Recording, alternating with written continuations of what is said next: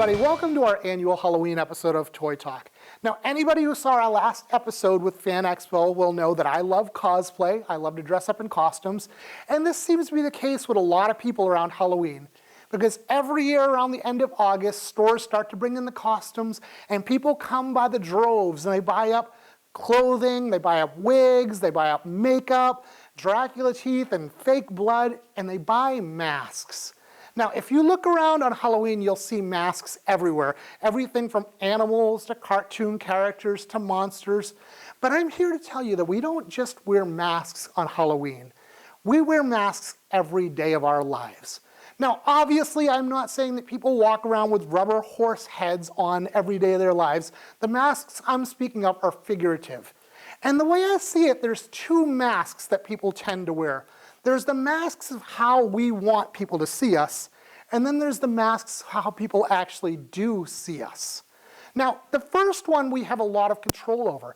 Now, if we want people to see us in a certain way, we dress in a certain way, we act in a certain way. If you want to be seen as tough, you probably wear a certain kind of clothes. You might hit the gym hard or drive a certain type of vehicle. You do what you can to give off the mask of how you want people to see you. Now, the other one, we don't have as much control over how people actually do see us. Now, we live in a very visual society, and what we see tends to dictate how we think of people. If we see somebody that's wearing an Armani suit and driving a Lamborghini, living in a really nice upscale neighborhood, we tend to elevate this person, to think of them on a certain level. The truth is, we don't know how that person got to that point. They may have done illegal or immoral things in their business to get to that point. They may have stepped on people and cheated and robbed. Now, I'm not saying that all wealthy people have done that to get to that point. I mean, as a matter of fact, I believe most worked hard to get to where they are. But the fact of the matter is, we think of them in a certain way because of the mask we see on them. And this goes to the opposite spectrum as well. If we see people that are driving a not so nice car or no car at all, don't have very nice clothes, live in a rundown neighborhood, we tend to think of them on a lower level. The truth is, we don't know how they got there. They may have been in college doing very well and a parent got sick and they dropped out to take care of them and just never were able to get back on the track they had started on. And again, I'm not saying that's always the case of how somebody winds up in a lower level or what we would view as a lower level. But what I'm saying is we tend to view people by what we see, and we have to work to try to change that, and it's a difficult thing to do. Like I said, we can control the first mask, and that's something we should do. We need to put on a mask that shows who we actually are. In a way, you could say it's like taking off a mask. Be the person you are, and if you want to be seen in a way that you're not, as something that you are not currently, do something to try to change it. Because, you know, ultimately, the people that see us in a certain way that don't really know us don't have a lot to do with our everyday life. They're really not a factor. It's those that are friends, that are our inner circle, our significant others that mean the most to us, and those are the people that need to see exactly who we are. So right from the beginning, be who you are. It's the best you can possibly be.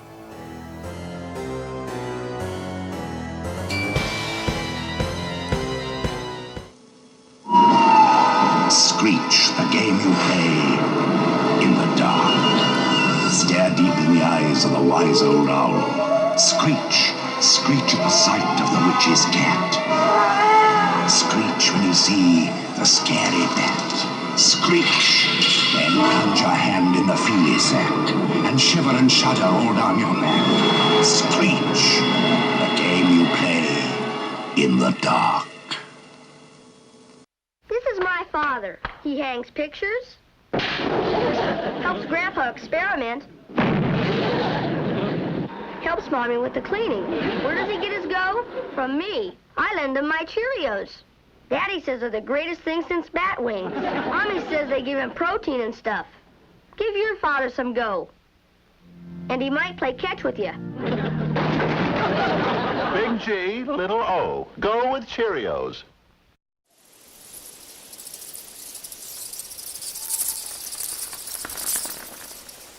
Hey, we have a special treat for all you metalheads out here this month.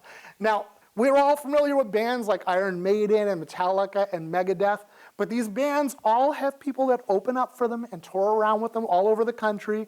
And this month's guest was with a band that toured with all of these groups throughout the late 80s and early 90s. Let's take a look at Frank Sarcia, lead singer of Terraspear.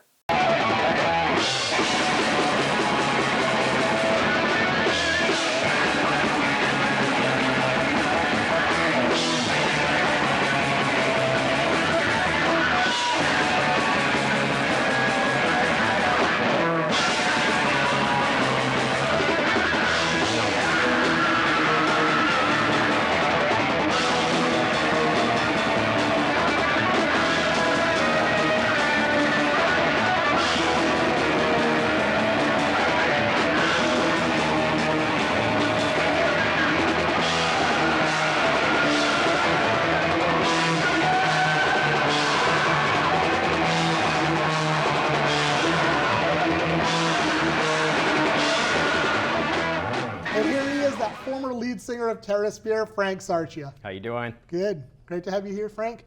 Now, I just had to say this like right off the bat is, about 6 years ago when I started collecting toys, I was in a really dark place. I'd broken my leg in 3 places and was having continual infections. I had literally just gotten out of a rehab where I spent a month there with my leg on a pump because of the recurring infections. They were afraid I was going to lose my leg. Oh, man. And it was just a totally dark place. And I was on crutches, and I walked into the Salem Toy Museum at the time.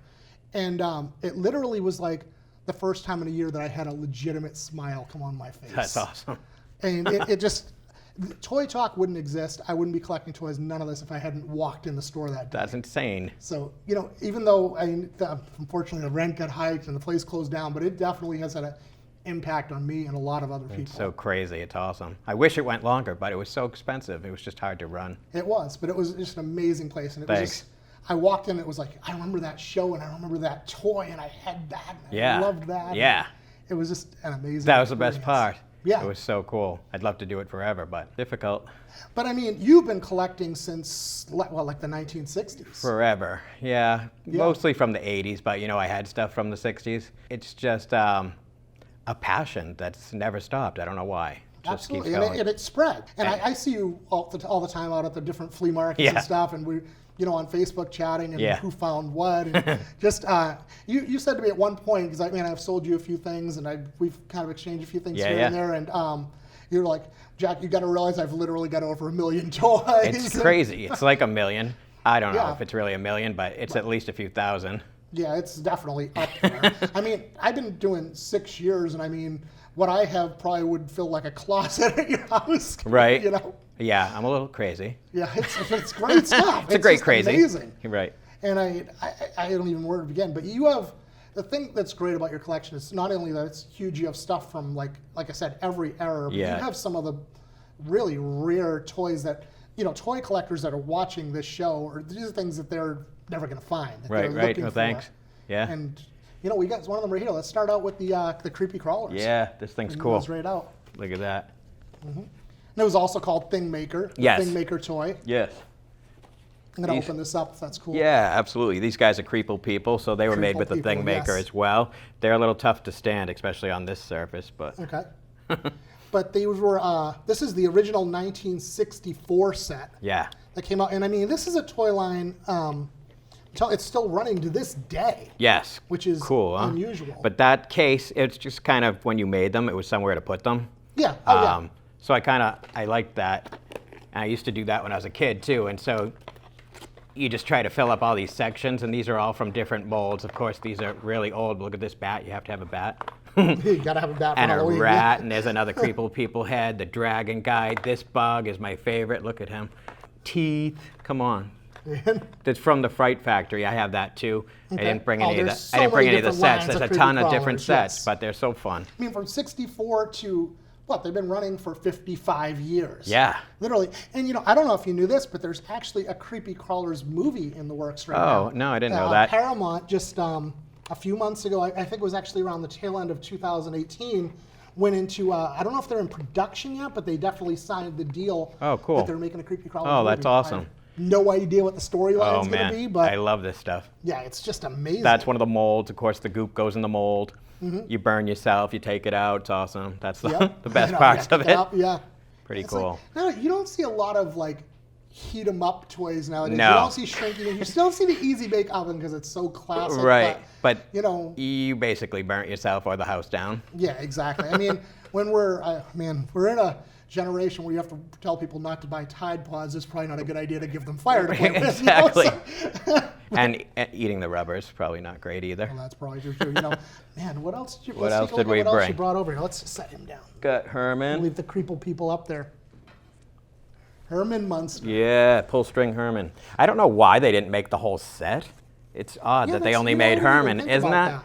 You know, speaking about the dolls though, Butch Patrick, who played Yep. Eddie on the show, is still he travels around a bit in Comic Yes. Cons. Yeah. And what he brings with him is that Wolf doll, Yes. the Wolfie doll. He Yes. still has it. Yeah, and he's made some too. They're really Oh, I didn't expensive. realize that. Yeah, they're like a couple grand, I think. wow. But they're so cool. But I and know he's he does making that, the Monster hearses too, and he sells them. Coaches. no idea. Okay, I yeah, didn't realize in the that. background.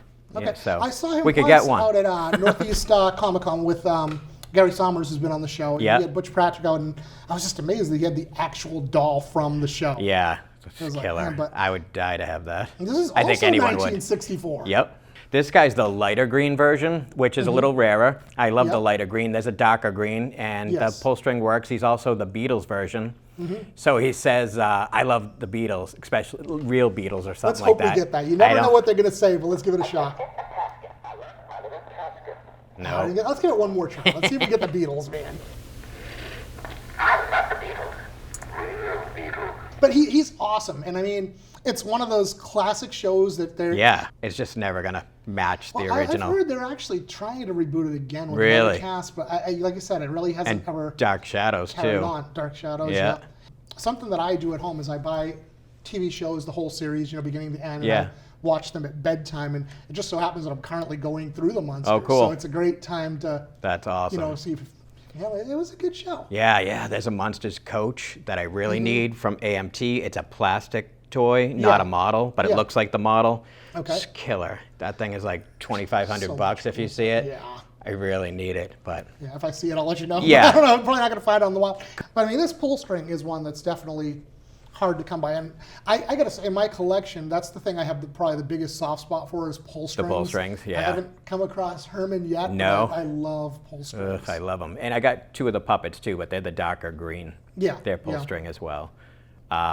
He's so cool. Yeah, he's great. And it's just the fact that the pull string works. I mean, Yeah, that's original. Is that crazy? there's so many pull strings, like they kind of stopped making them, it seemed like, toward the end of the 80s. Yeah. And the majority of those, even from the 80s, don't work No, anymore. So to they're- find one for 64. It's crazy. Yeah. And there is a lady that redoes them. So Oh, yeah, I you do can know send that. them out or whatever, but Yeah. I hate sending stuff out. Yeah, you Kinda know makes me it's worried. being handled, and But, yeah. sometimes there's that whole wanting to keep it in original condition too. But, Yeah. You know, Yep. now the Go Munster button. It I'm assuming doesn't, he doesn't go with to it. him, Yeah. but I love it. I found it on eBay one day, and I'm like, Yeah. okay, Go Munster, I have to have that. Oh, the I pins just thought are it was awesome fun. sometimes. Yeah. We Could you? also had a Munsters puzzle down Yeah, here too, right? yeah. Just Puzzle. to take a quick look at it. Take a quick look at that, huh? Cover Yep. myself. There you go. Yeah, the But that's boxes, pretty there you go. cool. There's a few different Munsters puzzles.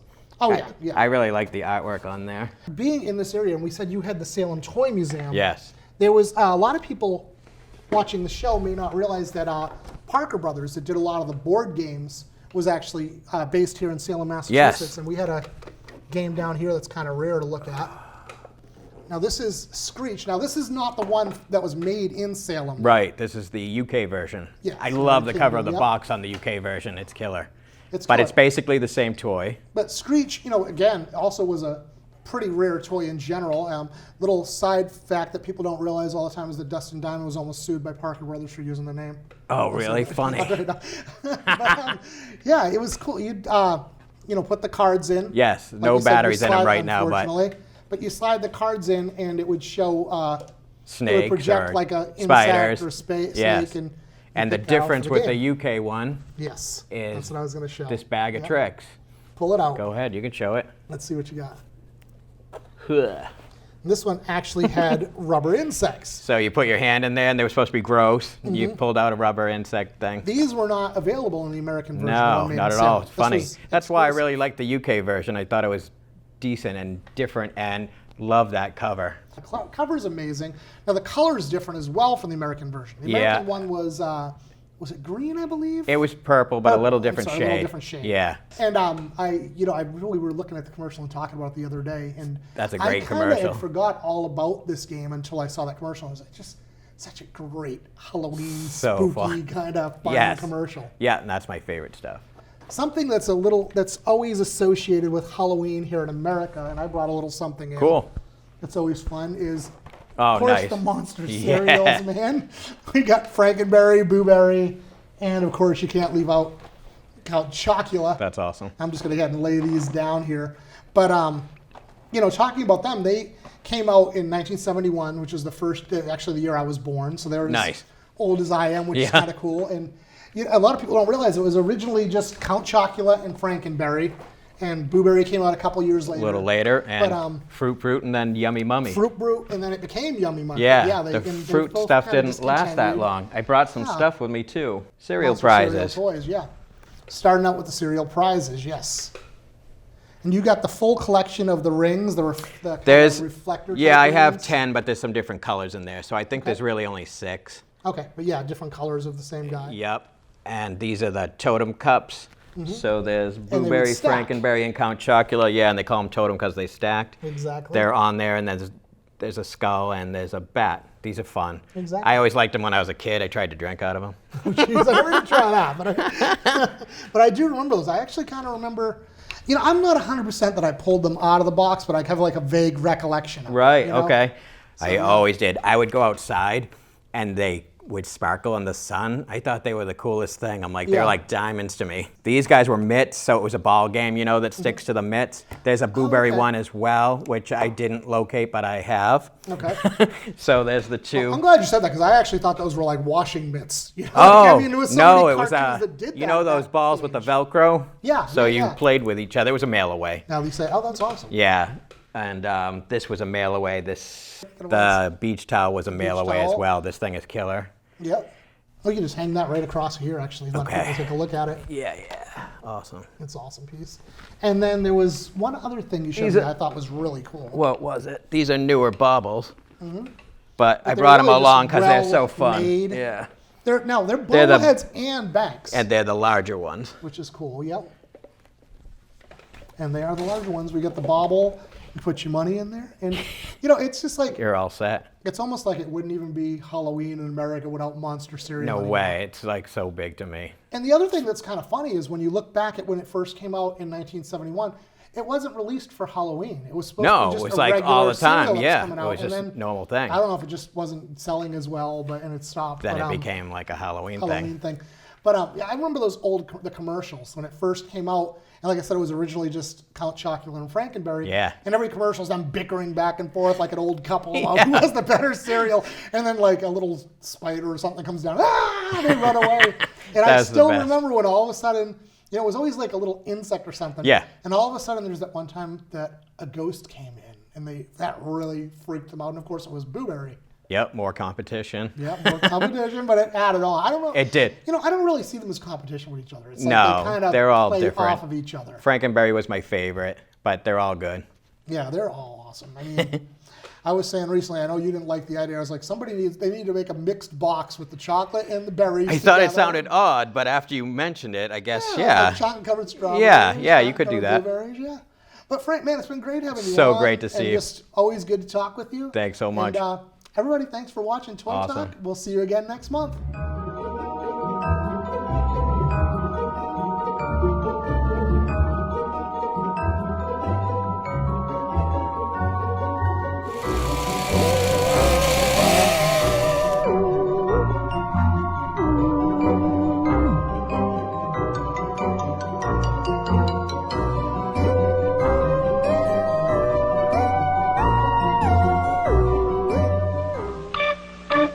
Mattel Toy Makers present Matty Mattel and Sister Val. Oh, aren't she pretty?